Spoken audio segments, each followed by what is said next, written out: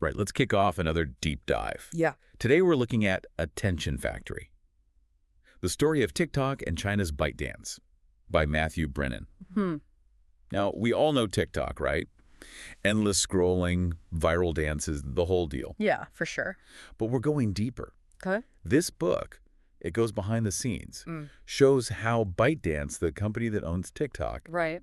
used AI, artificial intelligence, Yeah. to become this global phenomenon. Really is incredible how they did it. Almost like overnight, it feels like. It is, right? Like Okay. literally billions of users worldwide. Yeah. And they figured out how to use AI, not just in the app, Right. but like as their strategy for growth. So, like, how did ByteDance, where did it even come from? Oh, like a lot of these big tech companies, it starts with like Yeah. a brilliant kind of obsessed founder. Okay. This guy, Zheng Yiming. He was a software engineer. Okay. And even way back then, he was all about data, Really? optimizing everything with data. I read somewhere that he used algorithms to find an apartment. Yeah. Is that true? That's so Zhang Yiming. Wow. Like, he even analyzed bus routes to make his commute shorter. Oh, my God. It's like he was, I don't know, Yeah. destined to build an app that just knows what you want. Right, before you even... Yeah, before you even know it. So that data, it's in ByteDance's DNA from the start. Oh, totally. Like, baked in. From the beginning. So then they come out with Tuqiao. Right. Their first big product, Right, so Tuqiao. like a news app. Yeah, kind of like Google News, but Okay. with a twist. Okay, I'm intrigued. So they went all in on AI. Okay. Like, at that time, Yeah. most news apps were just like, you know, Yeah. taking stories from different places, curating them. Right. But Tuqiao, they built their own recommendation engine from Okay. scratch. Wow. One of the first to do that on a big scale. So I'm guessing investors were, like, Yeah. throwing money at them. You'd think, right. Yeah. But actually, a lot of the early investors, they didn't get it. Really? They just didn't see how AI could, you know, Yeah. change how content's distributed. So how did Tuqiao take off then? Right. It wasn't just the AI. No. There's got to be something else. So this is where, you know, Yeah. understanding the Chinese market Okay. really comes in. Hmm. They knew they had to be aggressive. Aggressive. Okay, how? Like pre-installation deals. What's that? Okay, so back then, Yeah. it was common in China for developers to cut deals with phone makers, Okay. get their apps pre-installed on new phones. So you open your new phone and bam. Yeah, exactly. Tuqiao's right there. It's waiting for you. Wow, smart. Gave them a massive user base right away. Yeah. But they didn't stop there. No. They used, what's it called? Ground promotion companies? Ground promotion. Yeah. So Never heard of that. think of it like street marketing Yeah. on steroids. Oh, wow. They hired people to go out, like, in public, talk to people, convince them to download Tuqiao. Right there. Right on the spot. That's wild. It's A definitely. lot more than Oh, yeah. running Facebook ads or something. Definitely a Chinese thing. So through all this, they're gathering data. Tons of it. Yeah. On how people use the app. And feeding it back into their recommendation engine. Right. The more people use Tuqiao, Yeah. the smarter it got. Yeah. This cycle of learning, improving. So they're building a system Yeah. that can predict what people want to read. Like, scarily accurate. Wow. So, yeah, they figured out news. So how'd they get into short form video? Right. Like, that's a whole other thing. Well, they were watching trends, and inside Tuqiao, Yeah. they saw this huge jump in short video views. So they were already seeing that it was about to blow up. They're ahead of the curve. Oh, yeah. But it wasn't just like, boom, TikTok, right? Right. They tried a few different things first. Yeah. A few different apps, yeah. Okay, what were they? So one of them was called Amy, Amy. Okay. and it was basically a musical, like, clone. Musical. Yeah. I remember that. Lip syncing app. Lots of, Yeah. cringy videos. Some good stuff, too, though. Some creative stuff, yeah. Yeah, for sure. So ByteDance saw something there? Oh, yeah.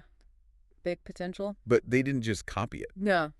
They learned from it. Exactly. They used it, gathered data Okay. on what users were doing. So they could make something better. Yeah, and they came up with Douyin. Which became huge in China. Massive. And then that turned into TikTok. For the rest of the world. Yeah, for us. And the AI they built for Tuqiao, Yeah. that was key for Douyin, too. Okay. They used it to personalize the Douyin feed.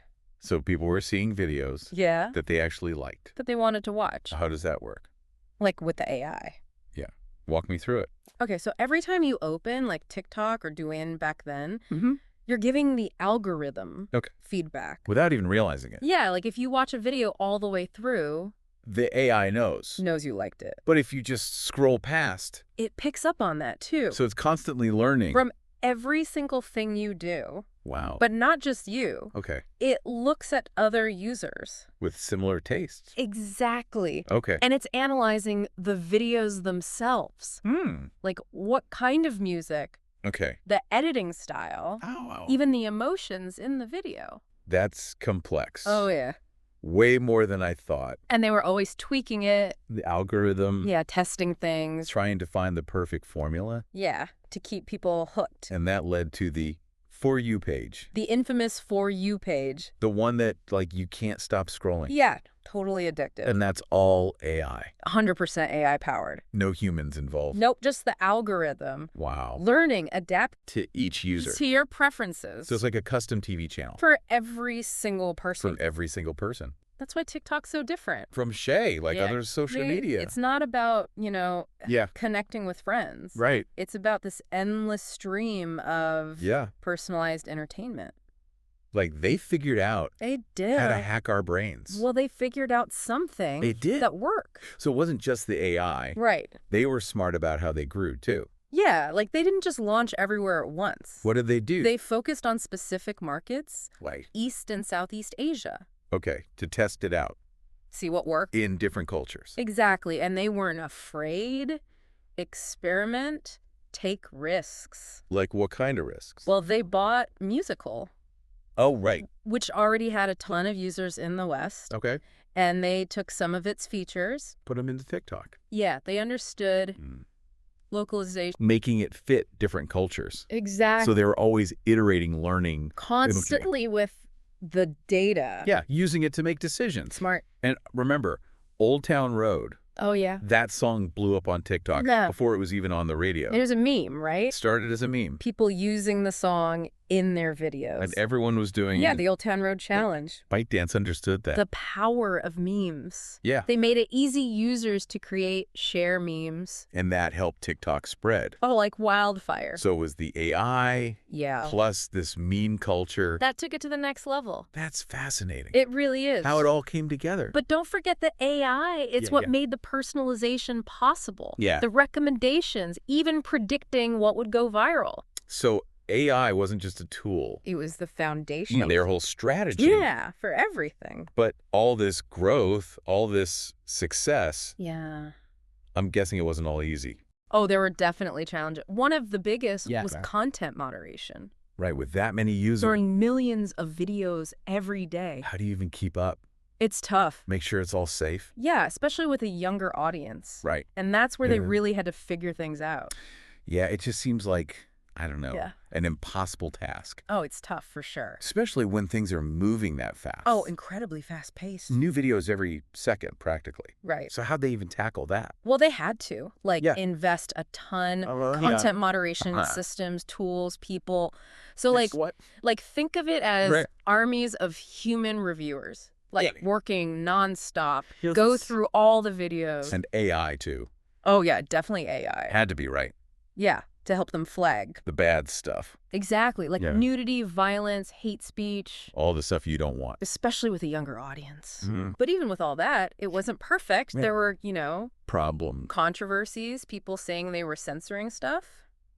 Yeah, that makes sense. And even concerns about bias in the algorithm itself. Right, because the AI is making decisions. Yeah, and those decisions... that could be biased. Exactly. So content moderation. Still a work in progress. For ByteDance. For everyone, really. Yeah, sure. A constant battle. So even with all the data, the AI, they're still figuring it out. It's an ongoing thing. Okay, but their AI expertise. Right. It wasn't just for content moderation, right? Oh, no, they used it for making money, too.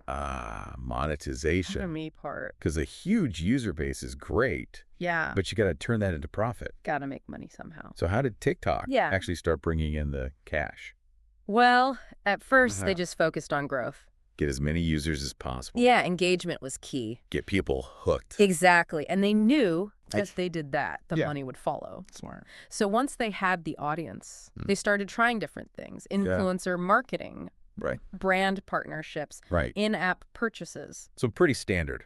Yeah, for social media. But they took it a step further, right? Oh, yeah. They used their AI to create super targeted ads. Think about it. They know your age, your location. My interests, probably. Yeah, even your mood. Oh. Based on what you watch. Wow. And that's gold for advertisers. Yeah, because they can show you exactly what you want. The perfect ad at the perfect time. And it worked. Oh, yeah, big time. Like how well? TikTok's revenue. Yeah. It's exploded. Really? One of the fastest growing companies in the world. And it's not just about the money, is it? No, ByteDance also used AI, innovate, try new things. Okay, like what? Well, they made these AI editing tools. What do those do? Help users make really professional-looking videos. Wow. So anyone can be a filmmaker now. Yeah, kind of. And they even tried using AI to generate music. Whoa, really? To special effects. So it's like they're building this whole AI-powered creative ecosystem. That's amazing. And they're not stopping. Still experimenting. Constantly pushing the limits of AI. It's really incredible. It is how they did it. Using AI for everything. Yeah, not just one thing. From growing the user base. To content moderation. To making money. To innovating. Whole business runs on it. So that's ByteDance. Yeah. The story of TikTok. And how they basically hack the attention economy. Yeah, using AI. I think the big takeaway here for our listeners is that this is just the beginning. Oh, yeah. AI is here to stay. And it's going to change everything. In ways we can't even imagine yet. So think about it. Yeah. What other industries are going to be disrupted by AI, like TikTok did? That's the question. And what does it mean for us? As consumers. When our attention becomes the most valuable thing. That's something to ponder, for sure. A lot to think about. Thanks for joining us on this deep dive. Yeah, thanks for having me.